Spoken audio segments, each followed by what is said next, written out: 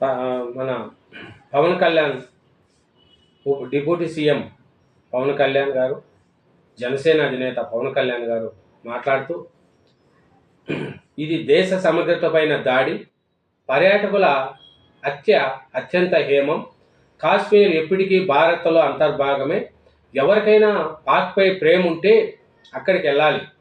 జనసేన అధినేత పవన్ కళ్యాణ్ వ్యాఖ్యలు చేశారండి. జన సైనికుడు కుటుంబానికి 50 లక్షల సహాయం కూడా చేశాడు. పహల్గామ్లో ఉగ్రవాద దాడి అతి హేమమని, అది దేశ సమగ్రత పైన దాడి అని డిప్యూటీ సీఎం జనసేన అధ్యక్షుడు పవన్ కళ్యాణ్ పేర్కొన్నారు.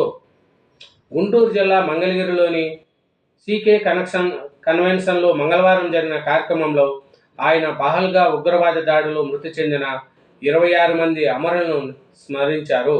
ఈ దాడిలో మరణించిన నెల్లూరు జిల్లా కావలికి చెందిన జనసేన క్రియాశీలక సభ్యుడు సాఫ్ట్వేర్ ఇంజనీర్ సోమిశెట్టి మధుసూదన్ రావుకు ఘన నివాళులు అర్పించారు.